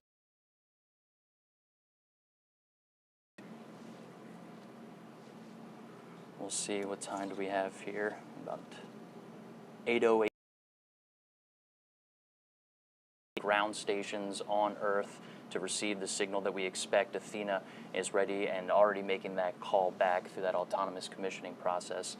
Tahira, you touched on what happens if we don't make this connection.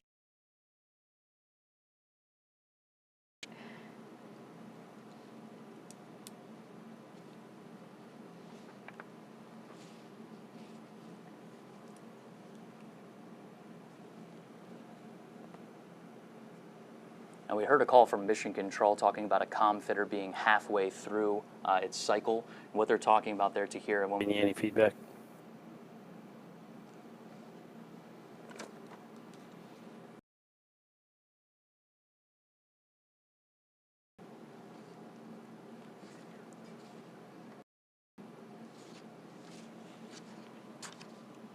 Comm for Okinawa. 129. All right, so we're listening in to when those ground stations will have coverage to connect with Athena in space. What about DSS 34? Let's go ahead and toss it in Hawthorne, California. In 5 minutes. 9 minutes, 30 seconds past up. Copy that. And FM. Oh,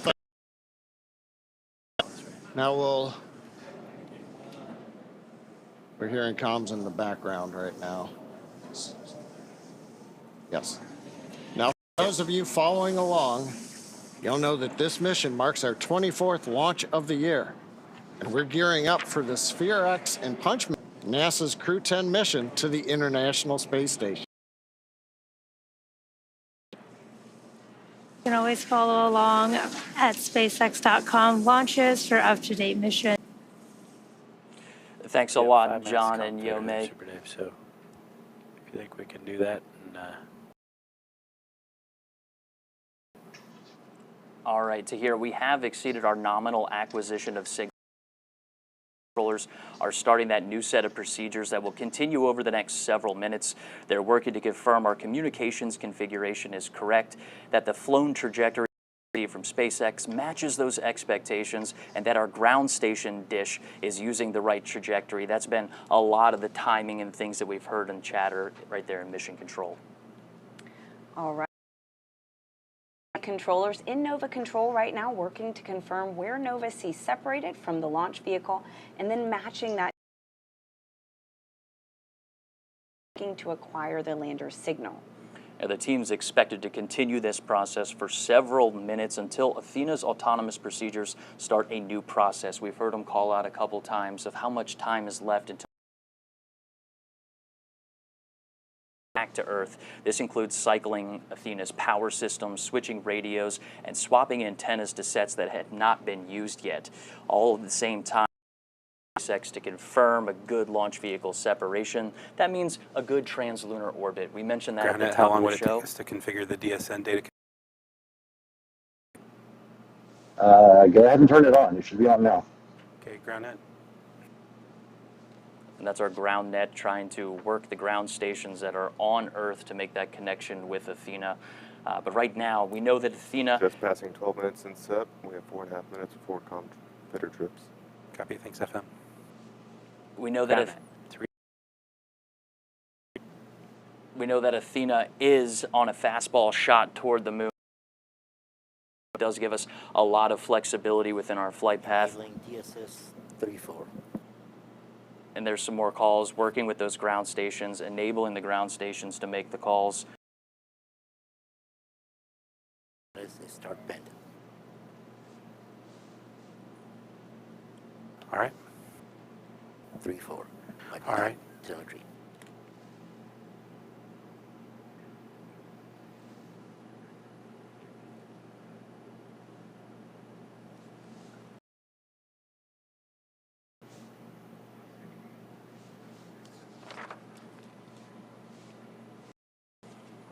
All right, so as we continue to monitor progress inside of Nova Control, we're going to pause to continue listening into what folks are saying inside of Mission Control. But let's just recap what happened leading up to and after liftoff from Launch Complex 39A at NASA's Kennedy Space Center.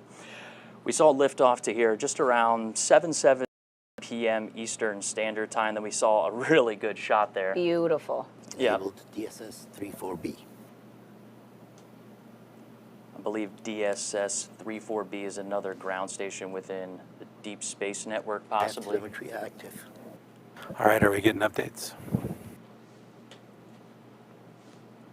I don't see packets yet. All right, that's a key word there. We're waiting for packets. That means just about 8.5 minutes after launch, we did see that great booster 14 landing minutes past that. on a drone ship. And then a second stage startup just about 36.5 minutes after launch. We saw Athena at launch vehicle separation. All right, ground net, what do we need to do to get telemetry packets? I'm not sure. We should be seeing them now. Standing by for data packets.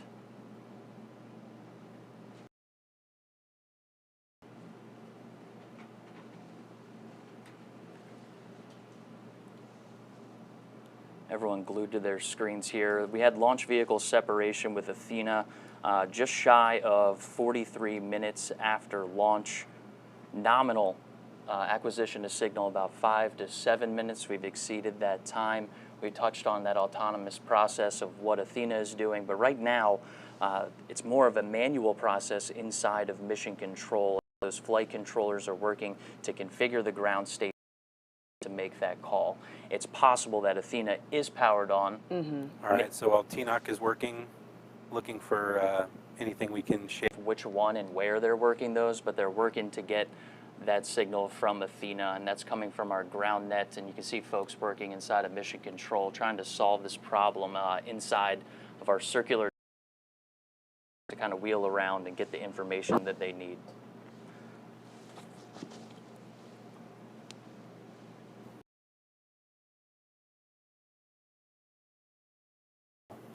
And then another 15. Sitting there looking, same antenna config. 30 seconds to the power cycle is what I got. Okay. All right, as we enter this... Call it out, we'll start a timer.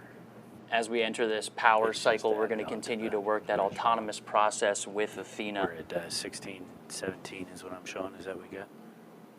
I'm now at 16, 17 right now. Okay. Copy.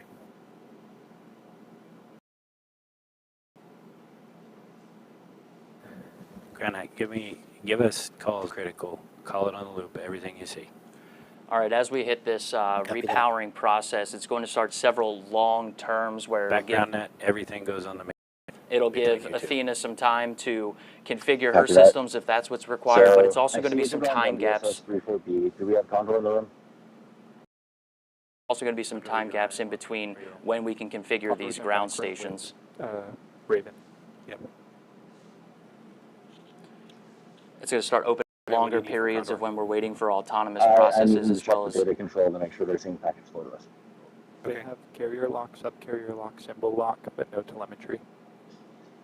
But they have no telemetry. Copy. All right, that's a good sign. We're hearing carrier lock. That's one of the mission. We're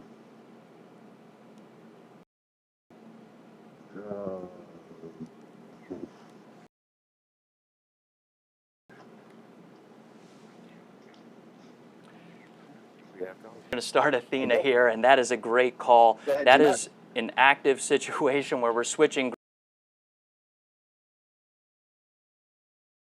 I feel a little flushed in the face, but getting those data packets and getting that confirmation from Mission Control, best news I heard all night. Launch Tahira. So Josh, can we breathe easy now?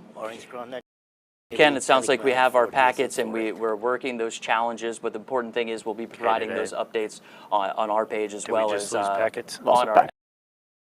They continue to work this challenge, but what an action-packed moment. 3 rideshare deployments, take a look at what you got. and Athena's first call home to let us know she's ready for her lunar journey, and we continue to know that this is a journey filled with challenges, and successfully acquiring Athena's signal and getting those packets and maybe having some more challenges, we know that those are the steps toward getting the ultimate milestone, landing and operating on the lunar surface, Tahira.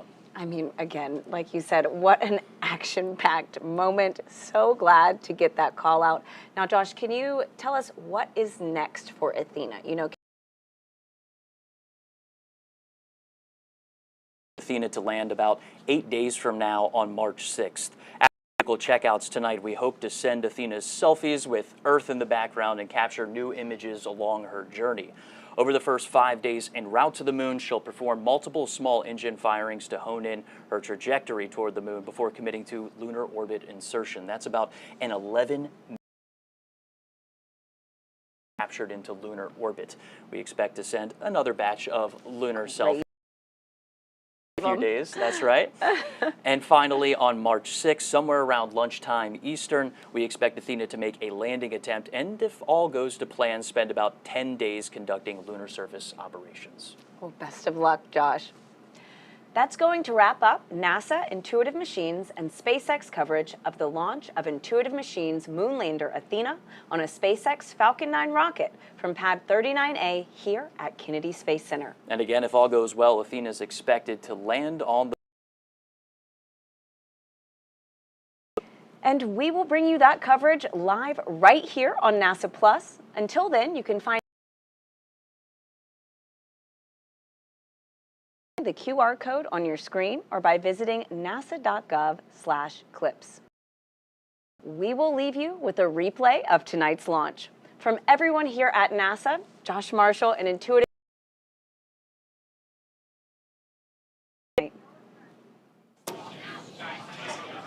T-minus 15.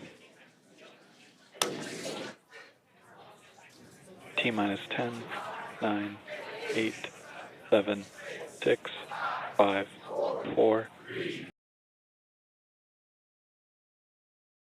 And liftoff. Go Falcon, go Intuitive Machine.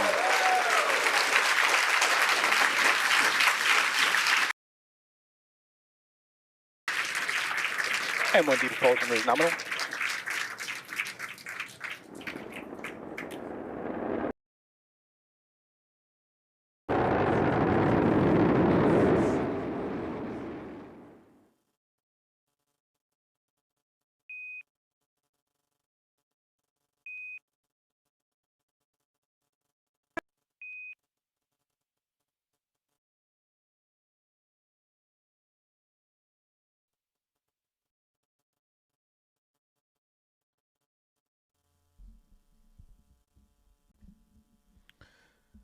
All right, folks.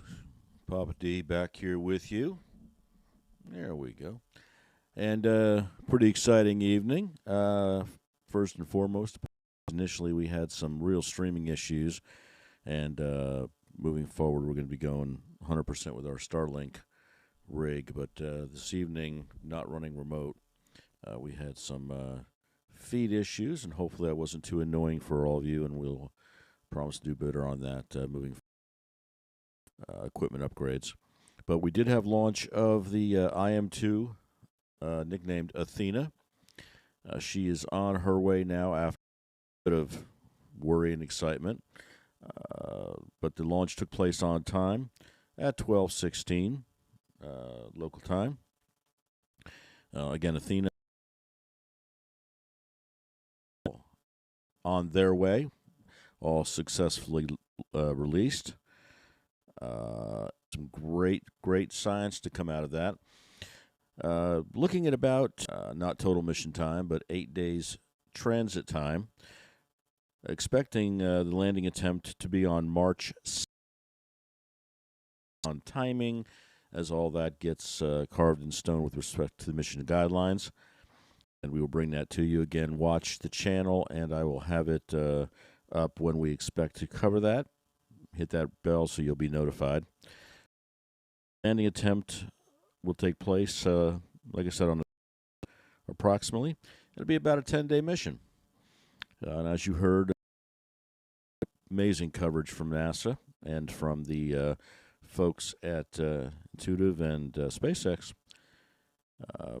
Whole lot of science. We're going to have the drilling taking place about 3 foot into the lunar regolith.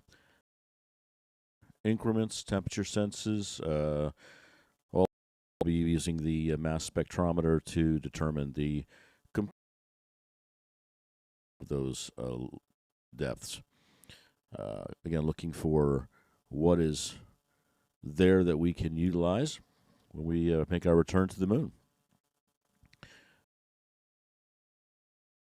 Being the most important, but there's a number of different minerals, including helium-3 that they're talking about. So the mass spectrometer will hopefully reveal that.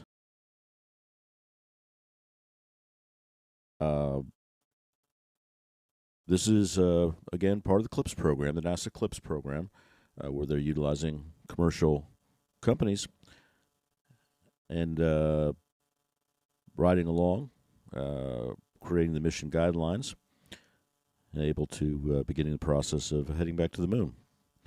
But everything is going well as far as we know, finally, with Athena. Again, a little bit of a scare there. Comm connections were a little bit difficult. They were having problems making contact. Intuitive was going through multiple ground stations, resets. Again, there's a whole lot of number of things that needed to roughly, or 1918 Central Standard Time. It looks like we're right on track with that mission. 3 other missions, rideshare missions, an asteroid mission. It'll be about an 11-month mission to the ability to mine that asteroid or an asteroid. It's a long-term mission. We've got another mission. It's going to be a satellite's going to go in orbit, specific location. And the third that they're not really talking about too much, not too much information about.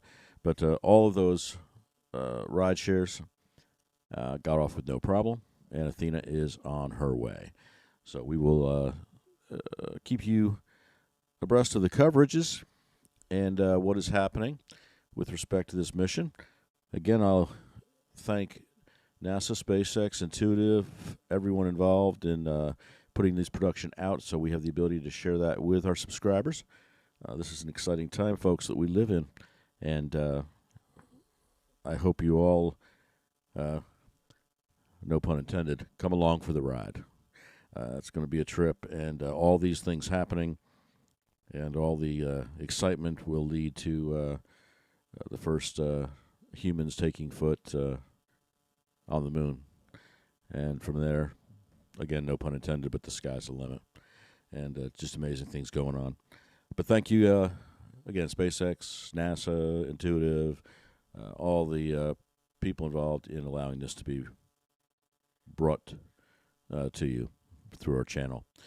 We've got another launch this evening at approximately 10:34 local time. That puts us out at about 2 hours. That's going to be the Starlink 12-13 mission out of Cape Canaveral Space Force Base. Again, that's 10:34. And assuming we don't have a pushback on that, we'll endeavor to carry that launch also.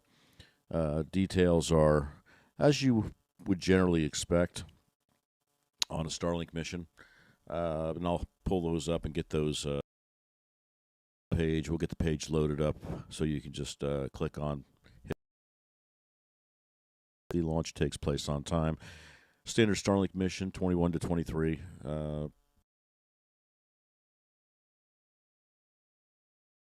Bring those details up, and we'll have that launch information for you. But congratulations to everyone this evening on the way to the moon. So thank you guys for coming out. Please, Spadi appreciates it. We again don't we do this for the love of the science, love of our subscribers. This is not a money-making endeavor. Be kind of cool if one day it turned into that, but I do it because I love doing it, and it is a time.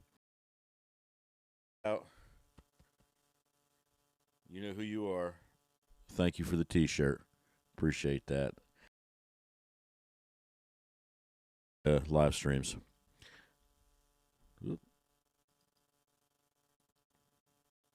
Well, looks like I lost connection there for a second. All right. There we are. We are connected again.